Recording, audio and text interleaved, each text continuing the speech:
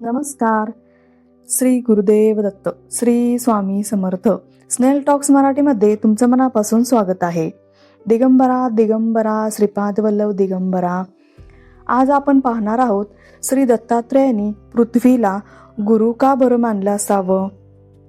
दत्तगुरूंच्या 24 गुरूंबद्दल आपण अनेकदा ऐकतो, पण प्रश्न असा पडतो की भगवान दत्तात्रेयांनी गुरु म्हणून एखादा ऋषी किंवा देव न निवडता पृथ्वीला गुरु का मानलं. आज आपण यामागचा सुंदर आणि जीवनाला दिशा देणारा अर्थ समजून घेऊया. भगवान दत्तात्रेयांनी निसर्गातील अनेक गोष्टींमधून जीवनाचे धडे घेतले. त्या 24 गुरूंमध्ये सर्वप्रथम स्थान आहे पृथ्वीचे. पृथ्वी हा भगवान दत्तात्रेयांचा पहिला गुरु आहे. पृथ्वी आपल्याला काय शिकवते? पहिली गोष्ट म्हणजे सहनशीलता. पृथ्वी आपल्याला सहनशीलता शिकवते. पृथ्वीवर रोज असंख्य लोक चालतात. तिच्यावर शेती होते, इमारती उभ्या राहतात, रस्ते बनतात, तरीही पृथ्वी कोणाबद्दल तक्रार करत नाही. ती शांतपणे सर्वांचा भार वाहते.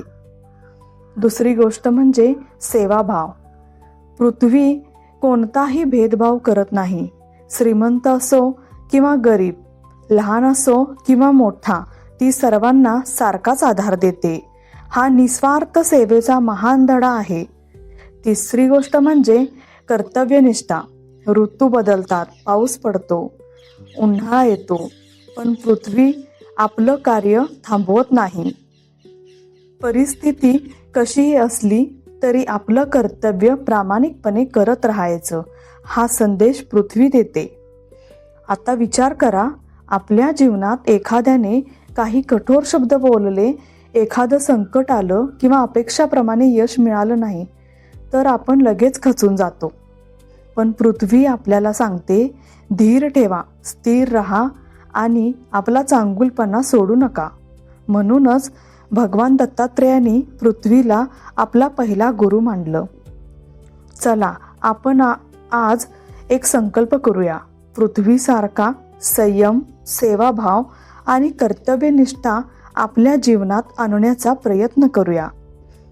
व्हिडिओला लाईक करा, शेअर करा आणि अशाच ग्रंथाधारित भक्तिमय व्हिडिओसाठी चॅनलला सबस्क्राईब करायला विसरू नका. पुढच्या भागात आपण जाणून घेऊया दत्तगुरूंचा दुसरा गुरु कोण आहे. श्री गुरुदेव दत्त. श्री स्वामी समर्थ.